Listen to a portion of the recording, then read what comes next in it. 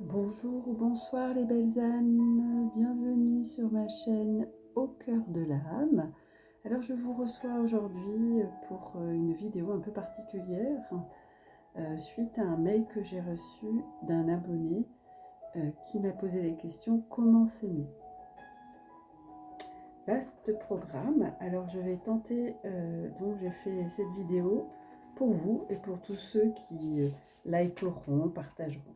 Donc si vous regardez cette vidéo, c'est que bien sûr ce thème vous concerne. Je vous rassure, vous n'êtes pas tout seul à avoir des difficultés à s'aimer. Alors comment s'aimer? C'est une question centrale que vous vous posez. Si ce thème est tellement au cœur de notre société, c'est que l'on ne nous a pas appris à nous aimer, à avoir une belle estime de soi ou une bonne estime de soi. Bonne nouvelle, il n'y a pas d'âge pour apprendre à s'aimer. Seulement, c'est important, car les relations saines, toutes les relations partent de là. Si on ne s'aime pas et que l'on attend que l'autre, la vie, le partenaire, la partenaire, nos enfants, nos parents, nous comblent ou comblent nos manques, on risque d'attendre longtemps. Et puis, avouez, on passe toute notre vie avec soi. Alors, comment ne pas s'aimer soi? C'est impossible. Notre première mission d'âme, c'est justement à apprendre à s'aimer inconditionnellement tel que nous sommes. Je vais vous partager à travers cette vidéo 7 clés. La première, vous êtes des êtres uniques, vous êtes uniques, vous êtes divins et divines. Rien ne sert à se comparer aux autres. La compétition, comme je l'appelle, de la comparaison est obsolète.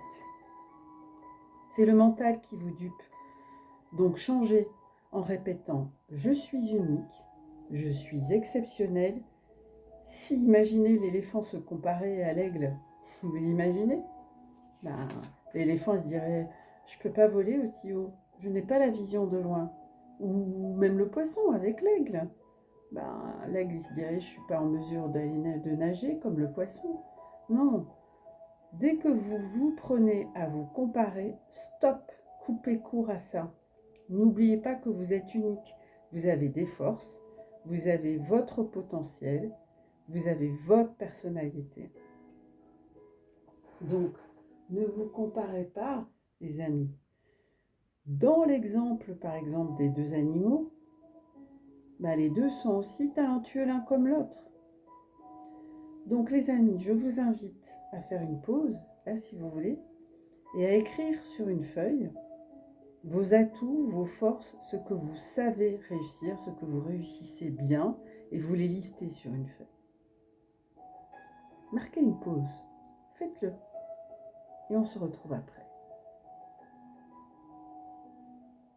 Si vous n'avez pas l'habitude de faire ce type d'exercice, et vous ne serez pas le seul ou la seule, vous pouvez rencontrer des difficultés. Alors, vous pouvez questionner votre entourage. Qu'est-ce qu'ils pensent, qu'est-ce que pensent les autres de vous?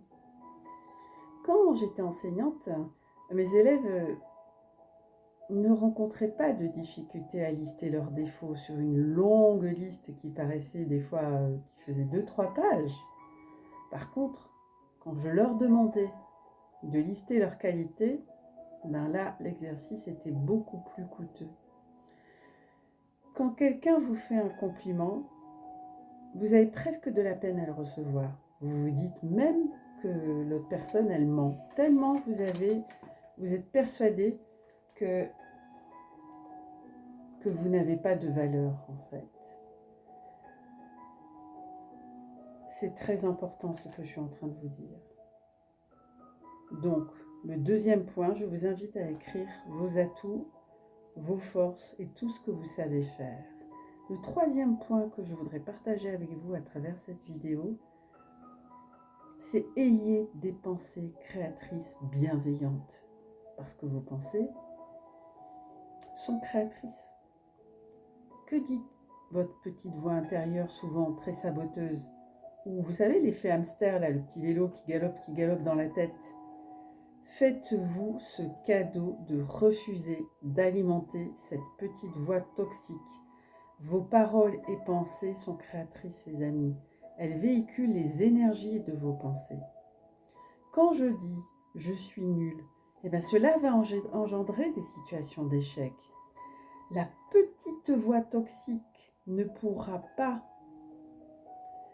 la petite voix toxique ne passera pas, Montez la garde à la frontière des pensées. Si ces pensées toxiques plombantes passent, ramenez-les hors de vos frontières. Et recentrez-vous sur des pensées positives, des pensées créatrices. J'en partagerai sur une autre vidéo. Le quatrième point que je voulais... La quatrième clé, baissez vos exigences de perfection. Vous êtes de véritables tyrans en termes d'exigences de perfection. Ce qui se cache derrière cet excès de perfectionnisme, c'est que vous vous dites qu'il faut que vous soyez parfait en toute situation, en tout temps. Nous devons être des êtres parfaits pour mériter de recevoir de l'amour. Voilà ce que vous vous dites. On se dit que si notre travail est parfait, notre présentation ou autre, alors je ne souffrirai pas. Imaginez rencontrer l'homme ou la femme parfaite, selon vos critères à vous personnels. Cette personne a tout ce que vous voulez, tout ce que vous avez rêvé, selon toujours vos critères, sur tous les plans, physiquement, intellectuellement, spirituellement. Eh bien, cette personne, vous allez la croiser.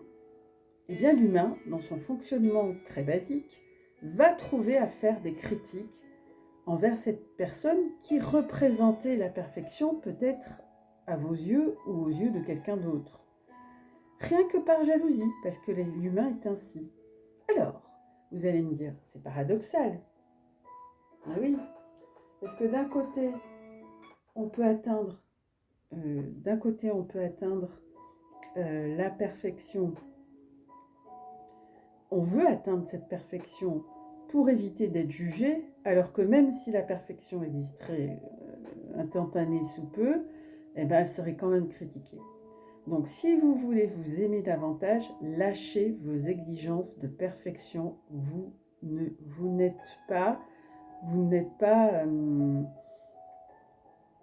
l'êtes pas en fait, en vérité, parfait. Parce qu'on serait parfait, on ne serait pas sur Terre. Donc, apprenez à vous aimer dans votre entièreté, dans votre...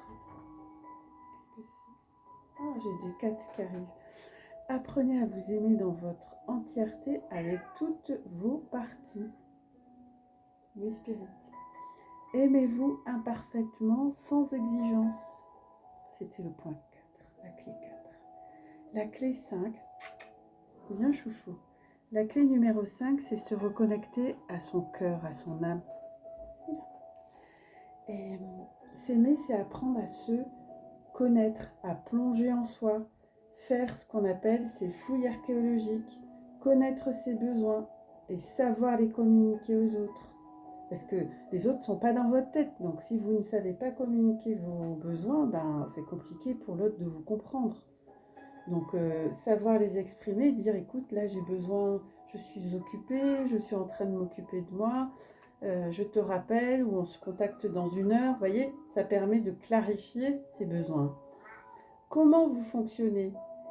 Moi, ce qui m'a aidé, ben, c'est l'écriture. Donc tenir des carnets de bord, coucher mes pensées m'a permis de mieux me connaître. Alors je vous partage cette clé 5. Et puis, la clé numéro 6, ce serait se prioriser, c'est prendre soin de soi. Et oui, prenez du temps pour vous, les amis, pour vous recentrer, pour dialoguer en interne et écouter vos besoins. Bichonnez-vous, un bain, une manucure, une promenade dans la nature, un massage. Voilà, on le fait naturellement pour les autres, ses enfants, sa famille, son mari, sa femme, ses animaux, mais on l'oublie beaucoup trop de fois pour nous-mêmes. D'ailleurs, en séance, moi je le vois, Les personnes parfois hésitent. Oh, il a changé la musique. Merci Spirit. D'ailleurs, en séance, les personnes parfois hésitent à investir pour une séance d'accompagnement en EFT. Mais par contre, ils le feraient pour quelqu'un d'autre. Même si c'était un proche, ils le feraient. Elles n'hésiteraient pas, même pour le même budget, etc. Donc vous voyez, c'est quelque chose qu'on a besoin d'apprendre, qu'il est important de conscientiser en tout cas. Et puis la clé numéro 7, c'est vivre la solitude de façon optimiste. Et oui les amis, parce que passer du temps avec soi, c'est constructif. Je le dis assez dans mes taroscopes. Est-ce que vous aimez votre solitude? Est-ce que vous aimez passer du temps seul? Si c'est non, il y a un problème. Parce qu'il y a un lien direct entre notre estime de soi et la manière du comment on vit avec soi-même en solo, en solitaire, en silence. Donc faites des tête-à-tête avec vous-même, juste pour arrêter de fuir et stopper le tourbillon du faire. Soyez plus dans l'être, dans l'écoute de vous-même. D'ailleurs, des face-à-face avec vous-même vous permettront de découvrir des trésors en vous. Et ça, je peux vous le confirmer. Voilà les amis, parmi les 7 clés que je vous ai proposées, dites-moi en commentaire quelles clés allez-vous saisir pour passer à l'action, pour plonger dans l'amour de vous-même, dans l'amour de soi. Vous voulez aller plus loin, apprendre vraiment à vous aimer, eh bien contactez-moi par mail pour recevoir votre guide de votre amour de soi et unicité que je vous transmettrai, il est gratuit.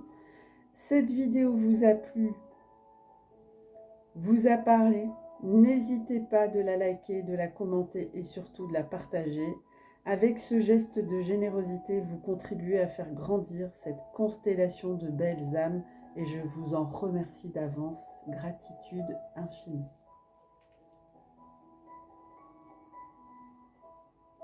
Donc, je voulais vous partager quelques ouvrages, des ouvrages qui m'ont aidé à évoluer dans le développement personnel. Donc j'ai développé une technique en EFT sur les 5 blessures de l'âme, qui empêchent d'être soi-même. Donc Lise Bourbeau, elle a été formée par Gary Gregg, qui a été aussi mon formateur.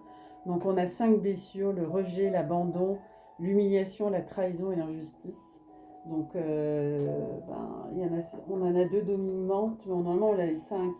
Ensuite, écoute ton corps encore. Si vous voulez découvrir l'EFT pour les nuls, que j'aime beaucoup, je vous mettrai les références en barre d'infos. L'EFT permet aussi de perdre du poids. J'arrête les kilos yo-yo avec l'EFT. Donc pour ceux et celles qui voudraient perdre du poids, parce qu'on a le poids de nos émotions, si je puis dire. Et puis voilà, la guérison des 5 blessures de l'âme. Voilà. Et puis mon petit bijou, écoute ton corps version pour les messieurs. Donc je sais qu'il y en a beaucoup sur ma chaîne et je vous embrasse et je vous remercie. Je suis ravie de vous avoir sur ma chaîne. Donc version homme, donc j'ai aussi développé des techniques de FT pour les messieurs. Voilà. Je voulais vous présenter rapidement. Et pour finir, je voudrais finir sur un message du tarot de l'amour. Parce que je lis spiritualité et développement personnel. Je pense que je suis une des seules sur la chaîne, sur YouTube. Mais j'aime bien ne pas faire comme les autres et me différencier. C'est ce qui fait mon unicité. Hein. Je suis un être unique.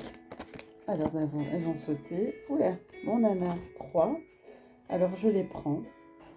On a le chevalier des anges, observation. Je vais vous expliquer. Hein, vous n'allez pas les voir. Hop. Elle est belle cette carte. Le chevalier des anges, il est magnifique. La reine des étoiles. Soyez des reines et des rois. Et puis, oh, ma préférée, As de cœur, l'amour. Bah oui, parce que tout passe par l'amour, les amis. Tout est amour. L'amour fait grandir tout. L'amour, c'est le médicament le plus puissant que nous avons à disposition, qui est gratuit. Alors, c'est très fort pour ce premier, voilà, cette première vidéo sur le développement, enfin ma deuxième, puisque j'ai fait sur la sexualité sacrée. Donc le chevalier des anges, ben, c'est pas n'importe qui. Hein. On a, est-ce que ce serait l'archange, l'archange Michael? Alors oui, c'est le tarot de l'amour. J'ai pas présenté, pardon. Le tarot de l'amour de Denise Jarvie et Tony Carmine Salerno que j'adore. Et j'utilise beaucoup leur tarot parce que ben, j'aime beaucoup les illustrations et puis voilà, il y a beaucoup de taroscopes qui existent autour de ces auteurs pour ceux et celles qui connaissent. Le chevalier des anges, alors moi je connais pas par cœur, mais là de ce que je sens, c'est, je vais pas vous dire des bêtises, qu'on me l'a offert il y a pas longtemps. Alors, le chevalier des anges. Ah. Donc le chevalier des anges illustre un changement brutal, le chaos. Cette transformation fera bouger tout ce qui vous retient des plénitudes de l'amour. Cela pourrait surgir sous la forme d'un coup de foudre ou d'une amitié passionnée. Il se peut que quelqu'un vous bouscule et disparaisse aussi vite. Ne prenez pas cela personnellement, des gens sont là pour vous aider à réouvrir votre cœur. Ne vous enfermez pas sur vous-même, continuez à vivre, ouvrez votre cœur et observez ce qui vient vers vous. Soyez prêts à recevoir des idées ou des pensées créatives qui vont vous bousculer. Et bien alors, hein, donc le chevalier, c'est un message très puissant parce que c'est un message qui nous aide à nous unir, à être dans une unification aussi, à prendre des décisions, à savoir ce qu'on veut ou pas, et apprendre à orienter nos énergies en cohérence avec tout cela. Donc ce n'est pas rien. Et en plus, on a la reine des étoiles. Oh, et l'as de cœur, mais c'est fort. Hein. Waouh, waouh, waouh, je ne m'attendais pas à ça. Donc la reine des étoiles aussi, c'est un message puissant. Je ne vais pas vous dire d'ânerie parce que je ne l'ai pas encore totalement pris en main. Je l'utilise très rarement, ce tarot, pour être très honnête avec vous. Et il est très surprenant. Il est riche. Donc la reine des étoiles, elle est belle, hein. Donc vous voyez, elle est en harmonie avec elle-même. Hein. Donc la reine des étoiles vous éveille à votre beauté et à votre force. Vous vous êtes compromis car vous ne saviez pas que vous pouviez être aimé pour ce que vous êtes. Ben merci les guides. Une telle idée vous fait maintenant douter de vos capacités. Néanmoins, au plus profond de vous, votre besoin de vous sentir réellement vous-même de plus en plus fort et forte est sur le point de faire surgir une personne ou une idée encourageante dans votre vie. Cela peut se manifester à travers votre patron, un collaborateur, un ami, une amie, votre amoureux, votre amoureuse, ou par une nouvelle façon de ressentir votre vie. Ouvrez grand votre cœur au créateur débordant d'idées que vous êtes. Waouh, c'est magique. Hein. Donc ce message, c'est un message d'éveil, hein, de total éveil. Donc vous êtes inspirée, créatrice, vous vous éclairez le chemin à l'extérieur, vous sentez, vous faites sortir l'obscurité qui est en vous et vous ressentez sa joie à travers vos sens, vos pensées, vos actions et tout ce qui se réfléchit en vous. Waouh! Oh, non mais les amis, c'est puissant. Hein. Et bien sûr, l'as de cœur, ben là, je ne sais même pas si... Enfin voilà, c'est exemple de message, l'as de cœur. Ouvre votre cœur à un amour inconditionnel, les amis. Donc cette carte fait ressortir de grands changements dans votre vie affective. Vos rêves, tout aussi passionnés que vos rêveries de la journée, annoncent l'arrivée de quelque chose ou de quelqu'un. Waouh! Rien n'est encore tout à fait clair. Néanmoins, vous ressentez le désir profond de tisser cette essence d'amour sur la trame de votre vie. Une nouvelle relation va naître en écho à votre disponibilité et à votre ouverture à l'amour. Il se peut qu'une relation, une amitié existante se renforce ou s'oriente vers plus d'intimité. Un flot d'amour se déverse en vous. Ouvrez votre cœur et façonnez votre vie par l'amour. Waouh! Oh là là, je suis toute émue les amis. Donc un petit message du petit oracle des anges pour finir cette magnifique vidéo. Alors, quel est le message qu'on peut donner pour aider les belles âmes à commencer? Merci. Ben voilà, on est d'accord, je vous l'ai dit. C'était une de mes clés. Affirmation. Sois conscient de l'impact de ton langage et de tes pensées.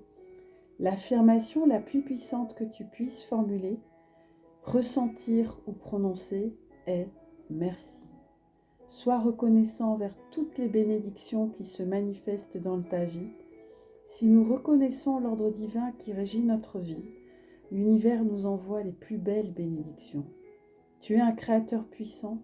Tout ce que tu dis et penses résonne au cœur de la création et la création y répond positivement, y compris les peurs, les amis. Alors, je vais méditer sur ces beaux messages et n'hésitez pas à me contacter si vous en ressentez le besoin. À tout bientôt. Merci. Au revoir les belles âmes.